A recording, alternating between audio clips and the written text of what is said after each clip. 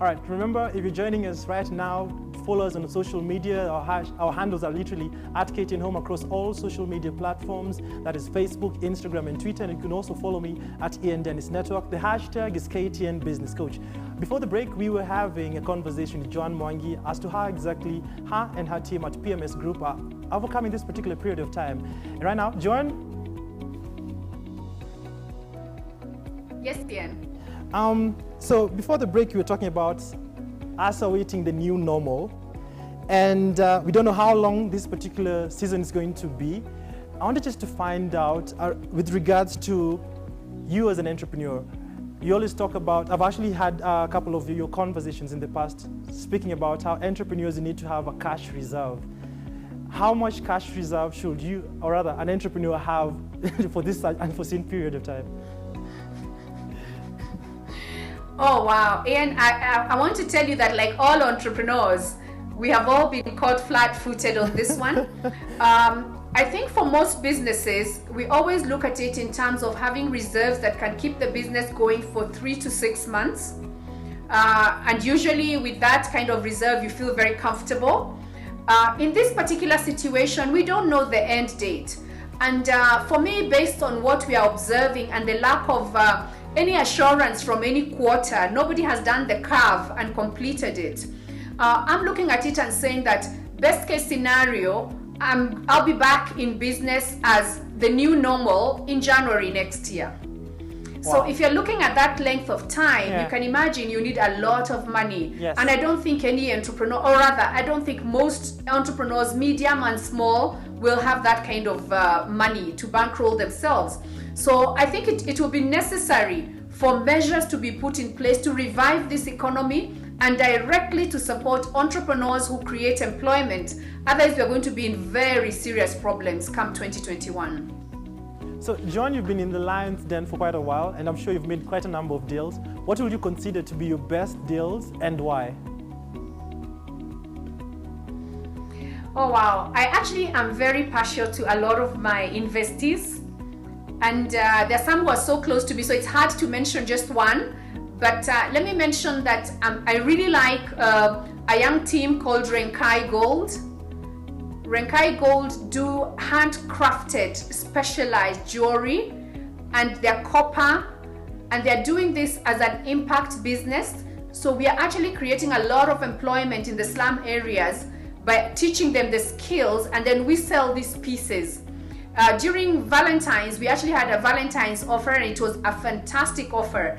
And if you go online and look at the pieces from Renkai Gold, it's the kind of thing that you buy and you give somebody as a gift and they won't forget it. So that's one that I'm very proud of. They are a very young couple and, you know, really in their early 20s. So I'm very, very partial to that particular one. You also know I'm crazy about agribusiness. So there's also hydroponics business with Richard in Kakamega. I mean, I get very excited about seeing how the performance of the farm. And we've also got Milan Baby Shop. I mean, I really have some great entrepreneurs. Let me just tell you that. Speaking about agribusiness, in my research, I found that you're also a farmer. So I wanted to just find out, at what point did you decide now to explore farming and as probably another business you're doing as compared, because I know you've been running PMS for the longest period of time. At what point did you decide now to explore farming?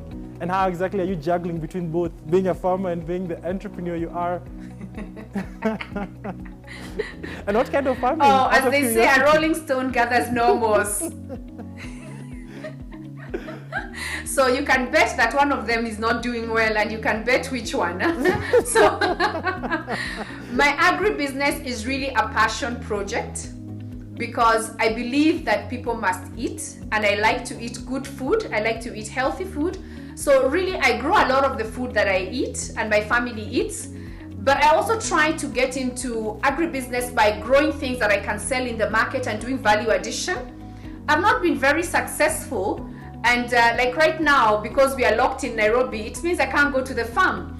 But on my farm, some of my experiments have included planting things like plantain, which really is a staple of West Africa. And then also planting things like vanilla, which was an experiment, which usually grows in the islands. I've done onions, I do a lot of chili peppers, different varieties of chili peppers. And I really love going to the farm. It just asks me. Yeah, so that's what really got me into agribusiness. All right. So I wanted to also just find out, because you're saying agribusiness is a passion project, up and down. What are some of the mistakes that you've made in your journey that you'll consider the top mistakes you've made? I would say the top mistake, Ian, is planting without having a market ready. I grew tomatoes and had a bumper harvest. They were the best tomatoes you could see around. They were so lovely and yummy, but I didn't have anyone to sell to. So I was moving around with tomatoes in my car, giving them away to anybody who wanted tomatoes. I had frozen them and made purees and done everything. But there's only so much tomato you can use as an individual. So I realized that I was making the same mistake that all other farmers make. You must have your market ready before you plant. So your route to market. And you know, it's crazy that I teach this when it comes to my business and I made the exact mistake. It's embarrassing, you know. And at PMS, but I guess, you know, it's just the excitement of that. And at PMS, what are some of the mistakes you made early on when you started off your journey? Well, Ian, I still make mistakes even now, and I don't think anybody ever stops. But the biggest one I made in the early days is not hiring a competent accountant. And you know, the heart of any business is really the numbers. So if you're not keeping track of your numbers, that's the heartbeat. Your business basically has a heart attack. And so by the time I realized I had lost money, I wasn't very good at the money management. And so one of the things I did is go and learn how to manage my finances. So now when you bring me balance sheets, cash flow statements, I know how to analyze them. Another interesting thing that I found out about you is that you actually worked at the Standard at a particular point in time and used to sell space. My very first job was at the Standard newspapers. I was selling advertising space, and you will not believe it that Mutahi Kagwe was the then commercial director, and he's the one who hired me. Wow. So isn't life interesting? Life is quite interesting. Yeah. And then after that, he's now the CS Health. Yes. And then after that, you went to work. From there, as I joined Kenya Postal Directories. Yes. I worked there for 1 year, and then I went to Colgate. I loved my time at Standard, and I loved my time at Colgate. I learned so much, and it's from there that I started my entrepreneurship journey. A lot of entrepreneurs always want to I finish school and then I get into entrepreneurship, but you went through employment for a period of time. How exactly did that particular period of time mean to you in terms of your entrepreneurship journey? How did it help, having worked at different corporates?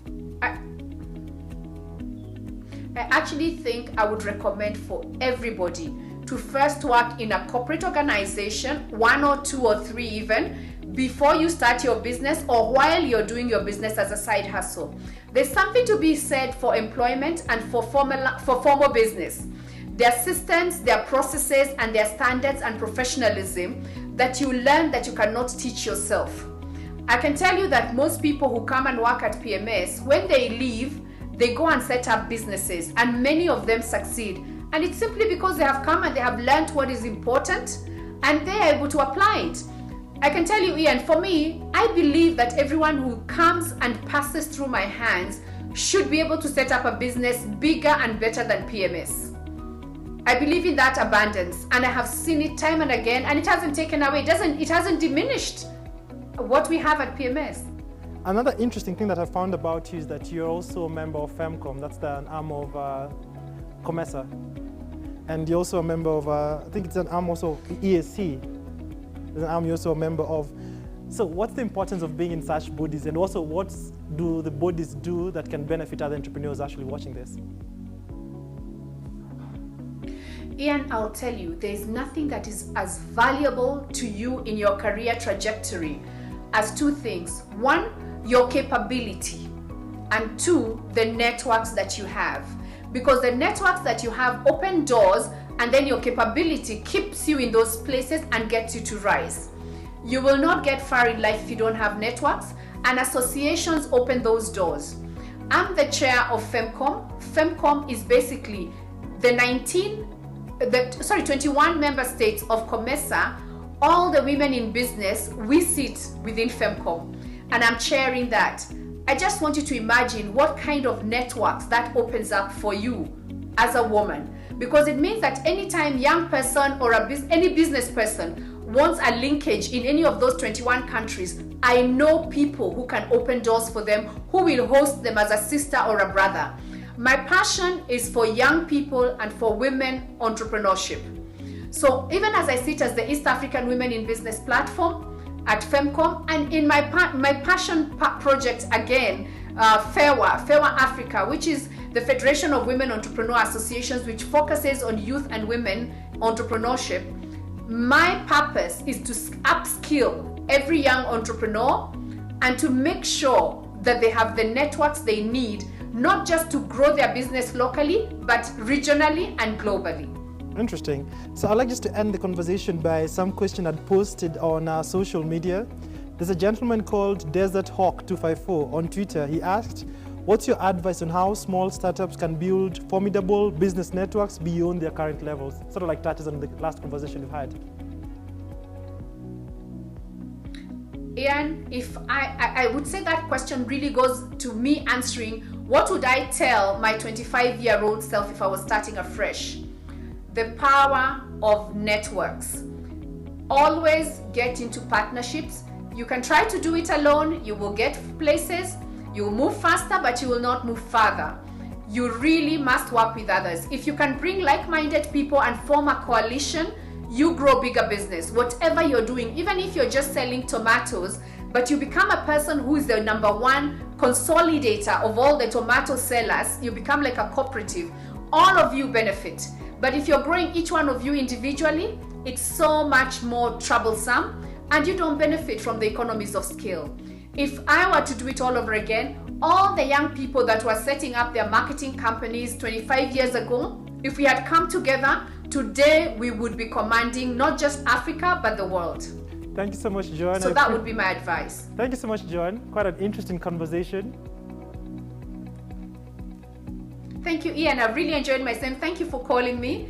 And I hope it's been of use to entrepreneurs. Sure is. Thank you so much for having watched the show. Hope you've learned a thing or two from my conversation with Joanne. If you'd like to keep up with the conversation, remember you can always follow us on social media. The hashtag is KTN Business Coach, at KTN Home, across all social media platforms, at Ian Dennis Network.